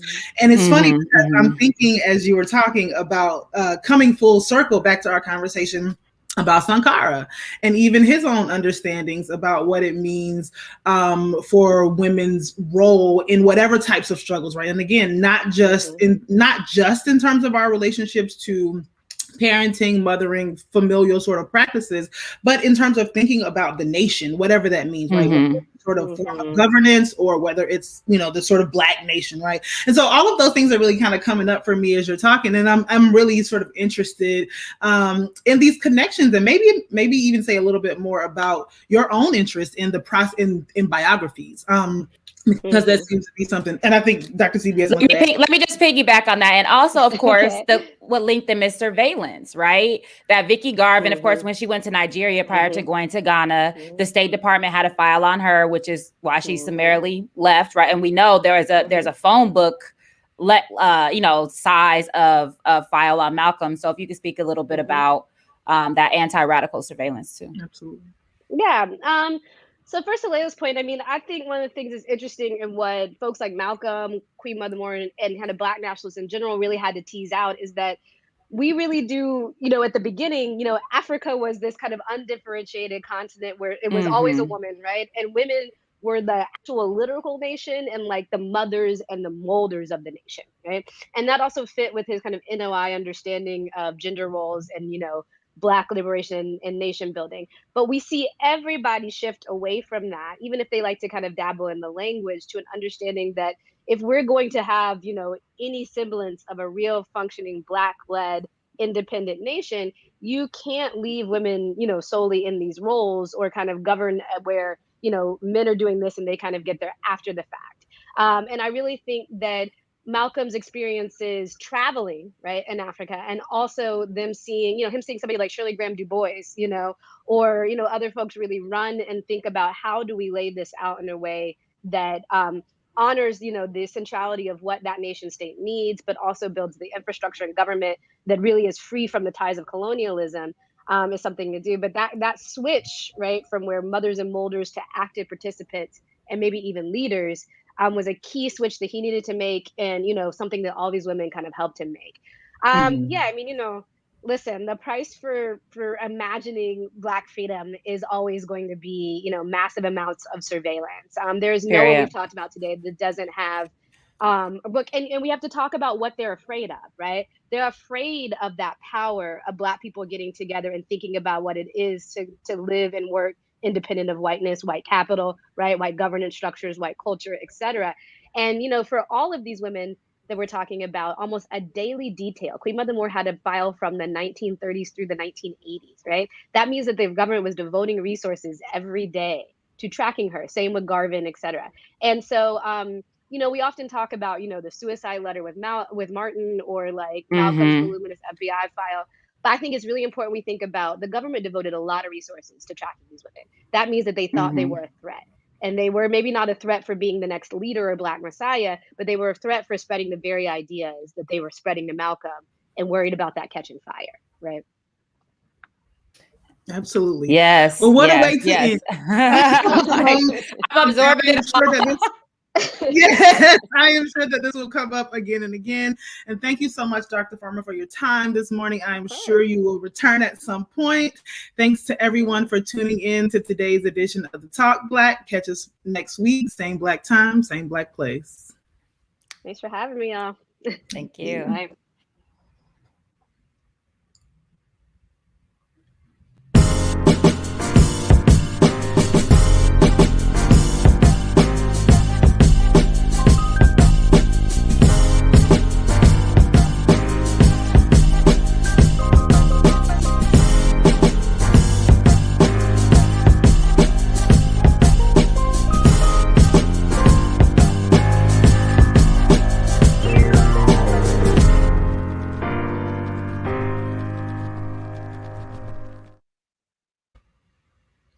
That was fire. Yes. That was amazing. Yeah, Yes. great segment. Great. Yep. I don't think people Most definitely don't talk enough about like Malcolm's connections and so forth, particularly to the women in his life. And I was going to say, I remember Ella Collins also paid for Malcolm's funeral. She paid for him to do his Hajj, and she kept the organization of Afro-American unity going. past his assassination for a while. So there's a great amount of gratitude that's due her and the other women in his life. So yeah. Yeah, and Queen Mother Moore, it's like, like you said, a lot of folks don't talk about her, but she's someone that we grew up on because of the fact that she's been a legend for the majority of the century, the majority of the 1900s. I think she passed maybe like 97, 98 or whatever. But I remember the last time that I guess that I saw her publicly would have been the Million Man March, but she definitely was serious about that business. In fact, the interview I did with Max Stanford, he credits her for a lot of for learning from her, just going to her house all the time and just getting that information. She's someone that from Garvey to Malcolm to Max Stanford to the Communist Party USA. I mean, when you talk about women freedom fighters, with all due respect, Asada is like a baby compared to Queen Mother Moore. You know what I mean? And so many of these other folks. And in fact, I implore all revolutionaries or folks who consider themselves revolutionaries or freedom fighters to study Queen Mother Moore because she's like the truth. You can't get no realer than that. When you're talking about dedicating damn near a century, your entire life to the work and liberation of our people, it don't get no better. I argue that there might not even been a Malcolm as we know it, or a Max Stanford as we know it, or even a Garvey as we know it. You know what I mean? Because even when Garvey was down in Louisiana, one of the stories that I heard was her and other sisters holding them down when white folks tried to come bum rush the spot. They was holding that heat. You know what I mean? So she wasn't a punk. She wasn't. See, a lot of these folks just talk that shit, talking about, what they could do and all that. But she's one of those folks that actually, was about that life. So Ashley, what's it been like trying to find her, trying to collect all the aspects of her life, since she didn't have a central archive? Nah, man. I mean, Queen Mother Moore is amazing because she's everywhere and nowhere, right? On the one hand, there's no part of the radical movement that's untouched by her. But because she was, somebody didn't write a lot of her ideas down. I mean, she was a master speaker and orator. She would get up there, right, whole court and tell you about yourself. But a lot of people didn't write that stuff down. A lot of people didn't track her activities like that. So pulling her life together has been, certainly a labor of love, but one that's taken me, a very long time, because there isn't like a set of papers or an archive where you can go and collect that stuff. But my book starts with her family back in the 1850s, like coming out of, slavery in Louisiana, and goes all the way to, her death in 1997. And it's really amazing to see how much she shaped, the world as we know it today, right? In terms like reparations, we take as like a thing that should happen as a given, right? But she was, seen as crazy and fringe when she started doing that. She is responsible for kind of putting that word in our vocabulary and thinking it's something that's like the standard, not the gold bar, Right on. Listen, if it's okay, Dr. Farmer, first of all, I wanted to thank you and Drs. Brown and CBS for that great conversation. And since we had a couple of extra minutes, if it's okay with you, I wanted to ask you and all of us actually about something that was just sent to me this morning that it seems like would be somewhat fitting for this conversation, which is this apparently a growing controversy around the book cover for Colin Kaepernick's new edited book, Abolition for the People, The Movement for a Future Without Policing and Prisons. I've not read a word of it, but the reason it was sent to me, I'm assuming is because the person wanted my own comments as well on the whole Colin being mixed thing. But a lot of the comments here, if you scroll and look through it, a lot of the comments are criticizing him for having a black woman, particularly a dark-skinned black woman, on the cover. So this one comment here, I'll just read as an example of what are many. The cover is a no. Stop forcing African-American women to be the face of this. This is causing more harm than good. There is enough danger out there as it is for us. Why make us be the voice? Our bodies, our mental health have already been sacrificed enough. I would not have thought of this as an issue, be honest, and in many ways have been encouraged to do more to have women be the front, symbolically or otherwise. So I'm a little bit shocked by this, but I'm very interested in what you and others here think about this, if anything. Yeah, I mean, I'm shocked to hear this too. I mean, when I think of the people who have shaped my understanding of abolition, when I think of the people who have tried to help me think about what a world beyond policing looks like, when I think about the people who have tried to imagine the new worlds that we could build without surveilling and policing, they are all Black women thinkers, right? And so I would take this, kind of rendering here as, and a lot of women, a lot of people that are in this book are women who have been writing and towing the line about abolitionism and defunding the police for years before it became popular, especially last year. So I would think that that's apt, right? I mean, a lot of the people who have been theorizing abolition for us, right, on back into the early 20th century have been Black women. So I'm shocked to kind of hear that critique as well. And I would just say, I was just going to say, you can't win for losing. If it wouldn't have been a Black woman, it would have been like, you're erasing Black women, obscuring Black women. What about Black women? Black women are the backbone of the movement. Black women are the centrifugal force of this shit. And then you put a Black woman on this, like, quit putting a target on our back and make, you're putting us in harm's way. Quit making us your mascot. We can't lift it. It's too heavy a load. We're the mule of the world. So it's like, shut the fuck up. All I can do is echo that. Like, all I was going to say is this is such a non-issue. Like, it's such a nondescript. It's a Black woman with a fro. Like, what is the problem? People just want to have issues. Like, by Emory Douglas on top of that. Yeah. I thought when you put up the segment, I thought that you were trying to talk about how Black men were saying that it shouldn't be a Black woman on the cover because most of the people imprisoned were Black men. I didn't realize that most of the folks having the argument were Black women doing this sort of juxtaposition thing. I mean, each can be equally dangerous and interesting, but I had no idea that was what the argument was. And there are a lot of those comments, and they all have thousands and thousands of likes. So I was a little bit surprised. And one of them even made the point, and I think this is why the person sent it to me particularly. They were saying, you have a non-white mother. Why didn't you put her on the cover? Oh my and then God. to Dr. CBS's point, I was like, well, imagine if he had done that. I mean, but you know what this is? This is, anyway. I think, this is the influence of liberal white feminism.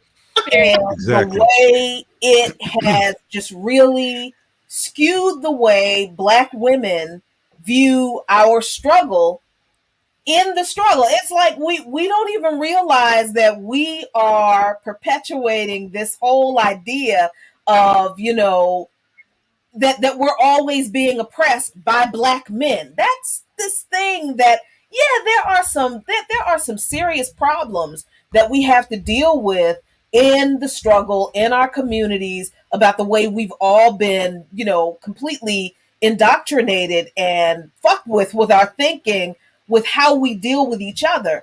But this whole white feminism thing that we keep having to grapple with, where it's like every time Black women are represented in this struggle, it's like somebody has to go, turn back and look at the white feminists and go, is this okay? And then if white women are like, I don't know, then we come up with this kind of crap.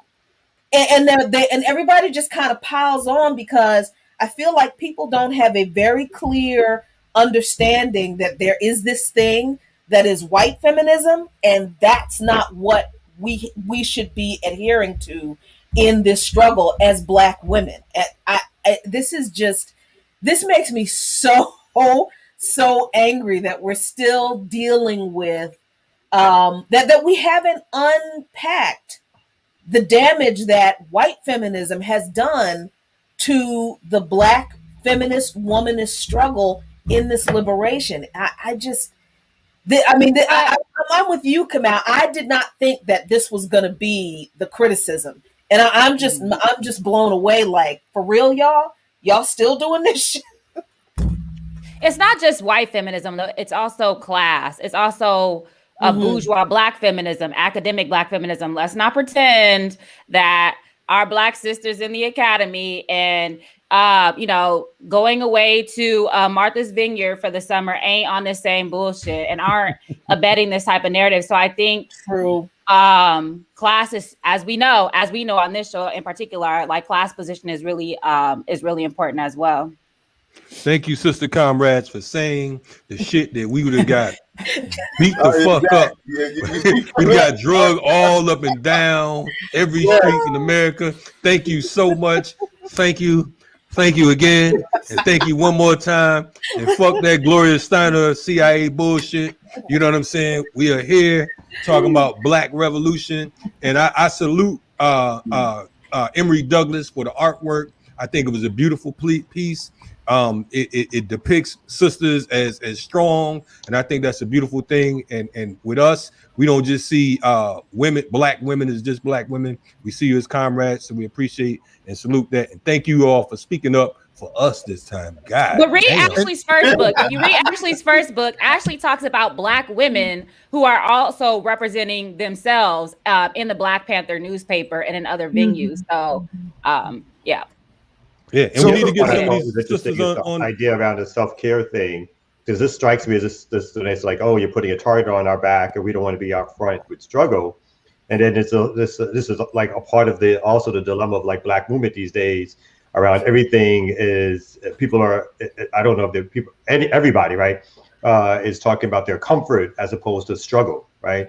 And somehow it's like the two are diametrically opposed. A lot of times when we talk about these things, people say they don't mean them to be, but they come out with certain language that sort of takes away the issue of fighting and struggle. And it's now about, I don't want to be put out there, and at least a certain segment. Obviously, I think there's different segments this is being carved up into, and ideological approaches to what this work means and so forth. So it's just baffling to me that the critique would be that by putting a Black woman on the cover of a book that is about an issue that impacts our communities primarily is the thing that's putting the target on our back. It's just so foolish. Like, that's why I really just it's just a non-issue. Like, I don't even know how to respond to that, because the issue is the fucking prison system. It's not whether or not we have an artistic depiction of ourselves against the prison system. Who is organizing our communities against the prison system too, right? It is, everyday Black women, period. So why wouldn't they be on the cover? Who's thinking about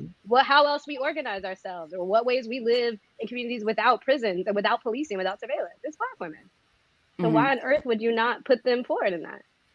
I want us to care about better things. Sorry. Exactly. That's all I want for us. Right on. Dr. Farmer, if you have more to say about Kamal's question on self-care, please do elaborate. But I'd also like to piggyback and ask if anything about to Dr. Brown's point, or no, I think Jackie brought this up. The juxtaposition of the women you write about to white feminists and white feminism. Could you say a word or two also more about that? Yeah, I mean, they've been articulating the same critique, right?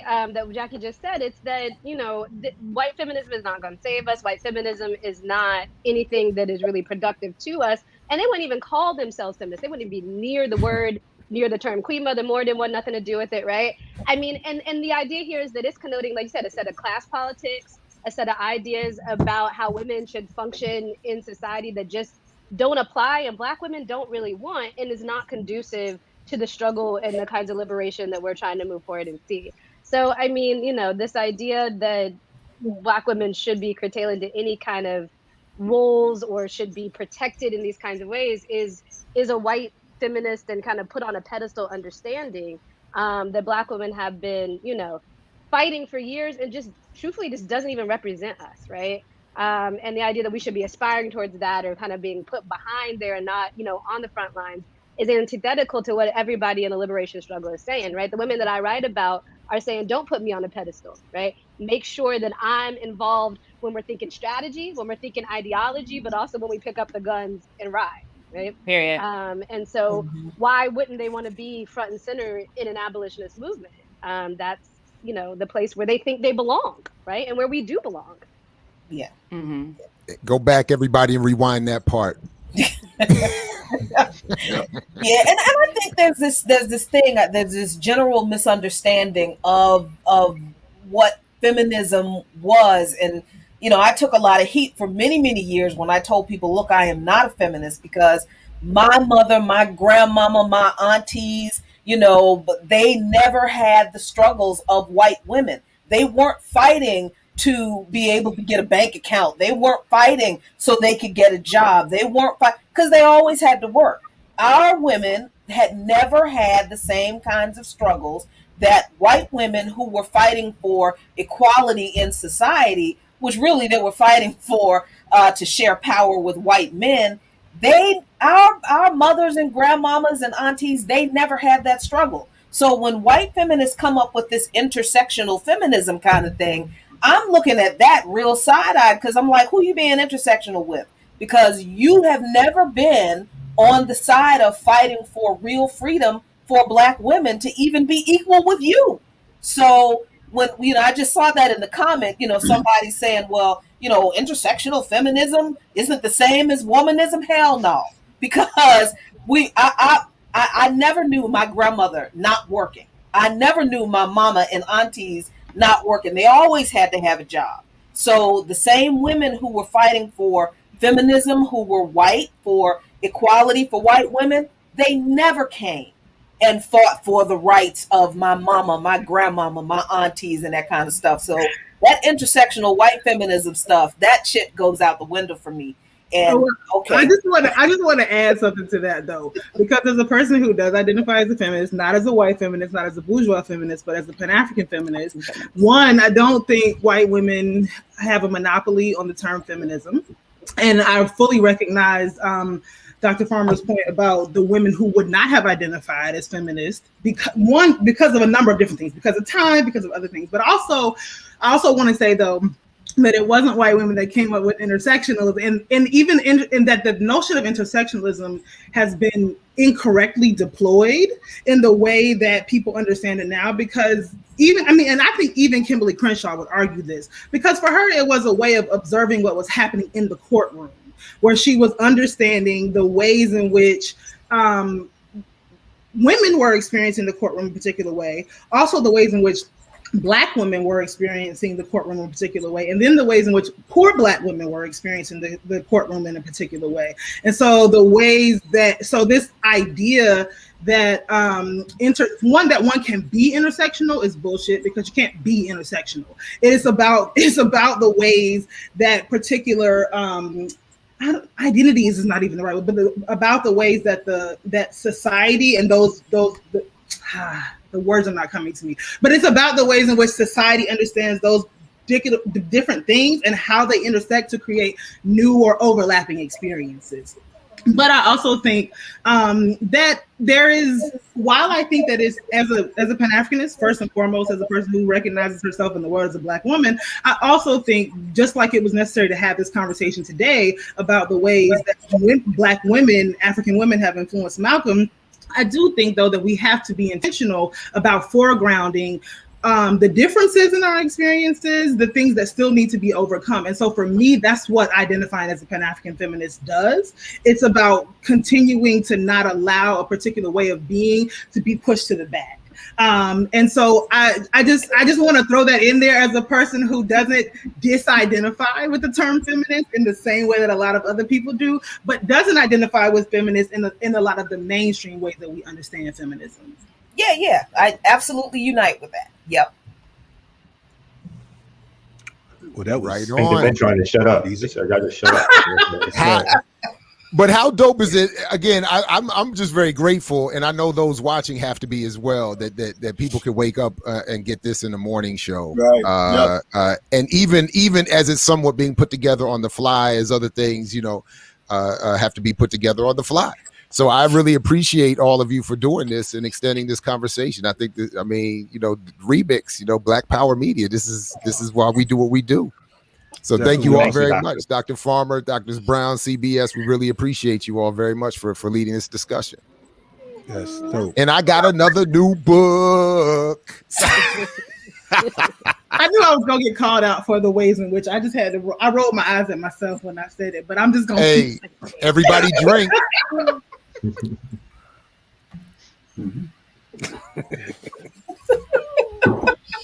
Black Power Media. RemiX Morning Show, Black Power Media. Let's go, Ear Doctor. Let's get it. All right, let's give y'all a little musical break. Hey, Dr. CBS, happy belated birthday. Yeah. You know what I'm Thank saying? you. birthday. Let's All rock a right, little music for the birthday glad. girl. Let's do it. Thank you.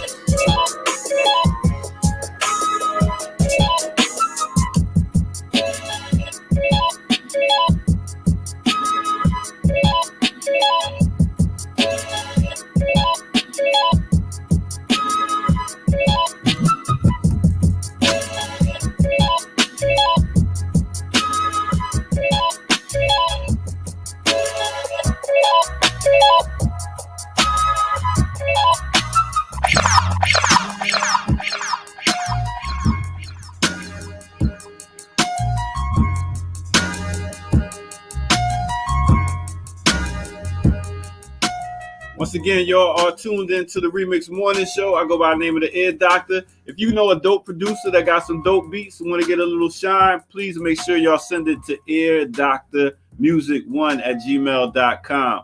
And also make sure y'all go to patreon.com and help out the movement by giving some up for Black Power Media. So let's get back to the Remix Morning Show, y'all.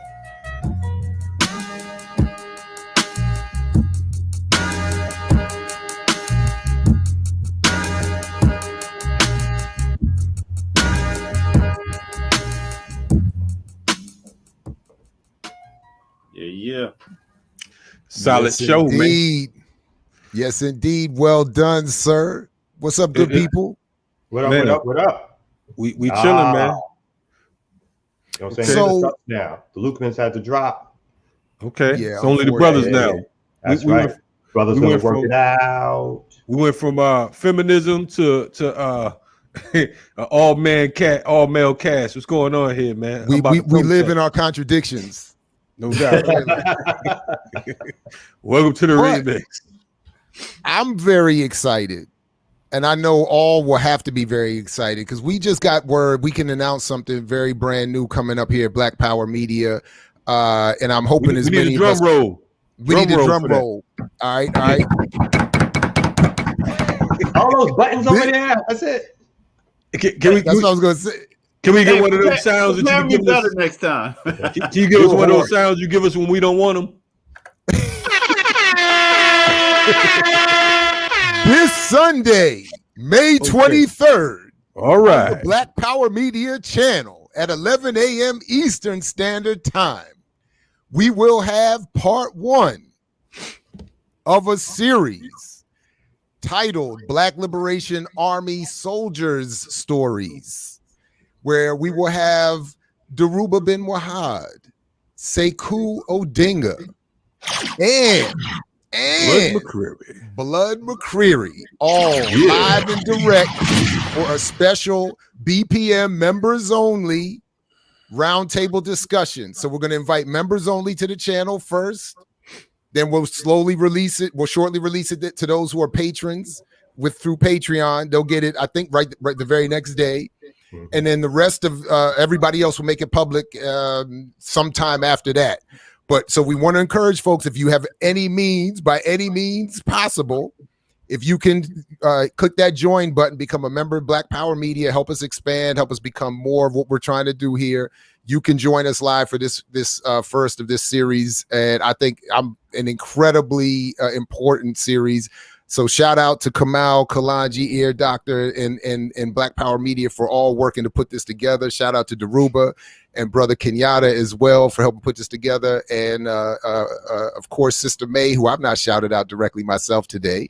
Thanks to her as well. So I'm looking forward to this. So Sunday, right here, Black Power Media, 11 a.m. Eastern Time, the first Black Liberation Army Soldiers Stories Roundtable.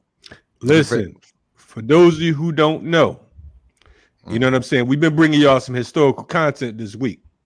You know what I mean? Stuff that you won't get anywhere else. Understand that what you're about to witness on this Sunday has never been done before in the United States publicly. You understand what I'm saying? These are brothers that we know. When you talk about, I mean, you've learned about Ram this week. You know what I'm saying? You've learned about SNCC, and now we taking you to the BLA. We got some Young Lord stuff coming too, but we're about to take you to the Black Liberation Army. You know what I mean? So you can get an understanding right from some of the founding members, some of the brothers who actually put in real work. You understand what I'm saying? When you talk about folks like Sekou Odinga, Daruba Ben Wahad, and Blood McCreary, you're talking about soldiers, you're talking about former political prisoners, you're talking about folks who, when you want to learn that true history, you won't get it nowhere else. So make sure, become a member or a Patreon, because of the fact that this is something we just can't give you, because of the fact that we know some of y'all are going to be trying to jack it and write a book and rewrite history and all that and open a school and sell grits and all that shit. We'll be doing none of that here at Black Power Media. You know what I mean? So make sure this Sunday we got Church, Revolutionary Church. You know what I'm saying? I add real quickly. I mean, people got to think about this. The Black Liberation Army is really the only organized, militarized group within the United States post, let's say, the indigenous population to fight against U.S. military forces, right? That's what these folks did. They defended the movement. They organized in a way that we are told you can't do, that we are told, we are employed to say that there's no way we can do that kind of stuff. Folks actually did that kind of stuff and have lived to tell the tale. And so it's really, really important for people to if they can listen, if they can hear, understand the full range of strategy, the full range of tactics that are applicable to a liberation movement.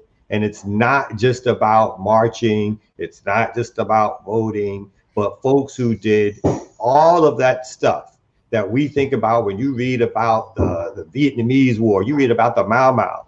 That history is here too. That's part of our history of struggle. And so that's kind of some of the stuff you're going to learn about, the interconnectedness of the things that publicly happen above ground and some of the things that happen underground. So I'm sure they can't tell you everything because there's going to be some statute of limitations questions always. But those things are important dynamics to understand how movements operate and how they survive and how they thrive, and how they're sort of interconnected in different ways, and internationalism to the nationalism and so forth. So yeah, I'm looking forward to it. It's going to be dope. It's going to be hot. Y'all need to come through and hear those things that some people have got to hear in private, and hopefully some stories can be shared that are really going to be some of which that can be just telling you some of the things that these folks went through, did, and put together to make sure that our struggle got to another level. So I don't know where we are with time, Kalanji, but I did want to ask if we do have time. If not, we move on. But I was hoping that you or Kamal could talk a little bit about who Blood is in particular, and because I know we've heard a lot from Daruba, or relatively a lot on this channel from Daruba. Less so, I think, about Sekou. Maybe we could talk a little bit about what he was at least accused of, and then I think we've heard that much less about Blood, so maybe a word or two about who these specific folks are. But I am a little lost where we are with the time, so if we need to do something else, let me know. I'll let y'all get into it, and I'll check y'all in the morning. Okay. All right. So, thanks, here, Doctor. My brother. Yes, yes. I'll let Kamal do that since Blood is from New York or whatever, and you probably spent more time with him than I have. Yeah, I mean, Blood is one of those, like you said, he doesn't do a lot of on-air interviews, but he was a centerpiece for helping to keep the Black Liberation Army going, let's say, in the tri-state area. A centerpiece intellectually, tactically, and a centerpiece around someone who did actions, right?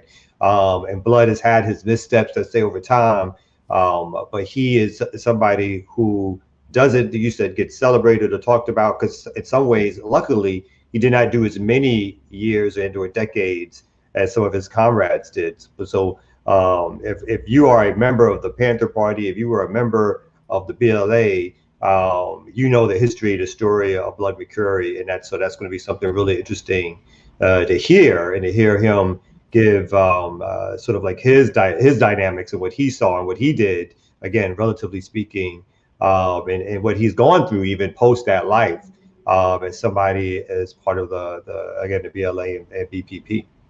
Yeah, and he's out of North Carolina right now, but still same mind state, same mind frame.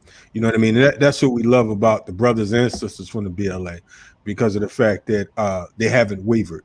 You know, oftentimes with members of different formations, they get spooked, for lack of better words, because and rightfully so, because of the fact that the state come hard, the state go hard. It's not. I think that a lot of times on social media and the internet, you know, folks are like, fuck the police, fuck this, so on and so forth. Until you are getting tortured, until you're being kidnapped and taken to places where you don't know where you at, where your family don't know where you at, so on and so forth. It's a different feeling. It's a different type of thing. So for these brothers to come out and these sisters to come out and to still be strong and steadfast, it's an absolute treat. I'm grateful, and I can say Kamau is too, to have had the opportunity to learn firsthand from many of these brothers and sisters, because of the fact that there's so much information. I listen to folks and I look at things on the internet, and people talk this shit like they know what they're talking about, and it's like, you know, it's not true, because you've been in the present sometime with folks looking at other people comment on shit they don't know anything about. I remember being in the park one time here in Atlanta, and a dude was trying to tell Daruba about the Black Panther Party and the BLA. A cat that was my age, I introduced him to Daruba, but he was so cocky and so arrogant, he trying to argue with Daruba about what the Black Panther Party was doing. Of course, as you two know, better than most people listening right now, that didn't go too goddamn well. You know what I'm saying? But this is it's a beautiful thing, because of the fact that people look at the Black Liberation Army, they look at the Black Guard from RAM, they look at the Deacons for Defense, and so many other different formations, Snake, that up until now, I'm going to say, they haven't gotten the opportunity to hear and see the folks. Sometimes you get people that write about it. You know what I'm saying? It's easy to write about revolution, but it's a different thing when you're involved directly in revolution. You know what I'm saying? The battlefield and the pen don't always match. Yeah. And one day, you know, I know this is series 1 or part 1. I know we've all tried to do this, but, you know, there's the brother Ashante Austin, who, you know, we've been trying to get to come on the air, because he was sort of like a baby Panther, right, a part of both crews of like Panther and BLA, and he's a great storyteller. So we're going to try to pull him out of his home life a little bit, and he wants to talk about. He's been working on the book for years. But unfortunately, you know, again, some of the stuff that these cats went through, which hopefully they will talk a little about, just around the mental stress, it means that they're not always willing to talk when we want them to talk, put it like that. So, you know, we're hoping all things well for Brother Ashante Austin and all the fellow folks in BLA and BPP.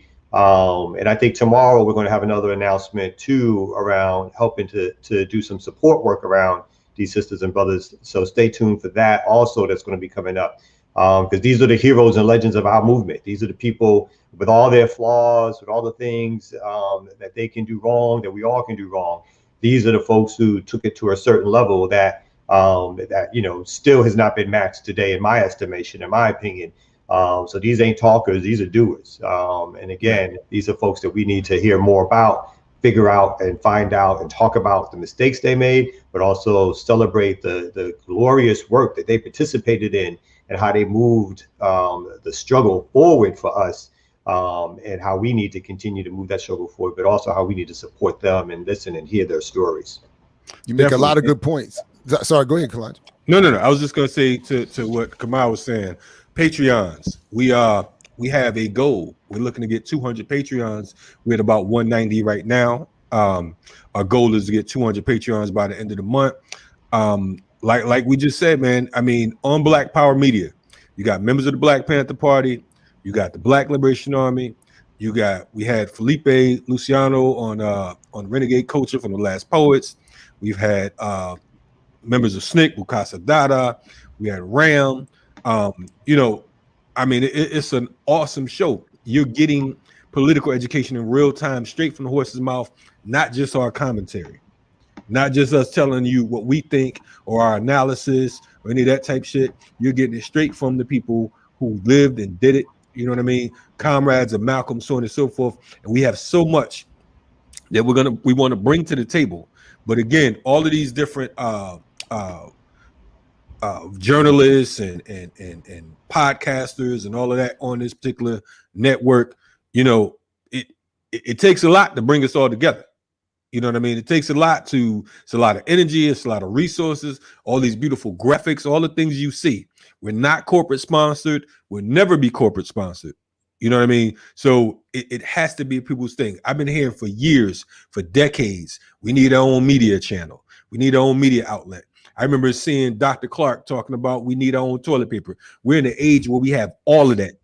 We have all of that right now. So the thing is, how do we fuel it? How do we fund it? You know what I mean? We need your support. So we appreciate you. And again, we don't want to sound like we begging, because we ain't doing that. But at the same time, you know what I mean? We want to make sure that we're on the right side of history and on the right side of barricades. And we're bringing to people whose names you might have not ever heard of, but they played serious roles in our liberation movement and struggle. Look, Kamal is even using his daycare money to support BPM. That's right. And so all of our energy is going to this collective, and we really, appreciate all the support we can get. Obviously, so we're doing this as a members only to get members both to the YouTube channel. The patrons will get the video the very next day, and then obviously we'll make it public eventually for everybody. We are going to turn this into some fundraising for these folks. This is not just to raise funds and subscription and memberships for the channel, but to also support these folks that have done this work. I know personally, man, I have been trying to get something like this together literally for 20 some years. So in part, it's either because people are locked up. Other people, I think, to the point you all raise, I'm excitedly, and I've been guilty of this, excitedly running up on people to say, tell all your stories. And it's asking them to relive trauma. So we have to, some of that is being mindful of that as well. So I'm just very appreciative and excited that we're able to do this. And that's why we put BPM together. So we'll see everybody Sunday for that. And tomorrow morning, right back here for the special Malcolm X tribute remix edition. So you've been checking out the Remix Morning Show. Peace. Say peace. We'll be black at you tomorrow morning, 8 a.m. to 10 a.m. Peace. Share this. Down. You're so cute.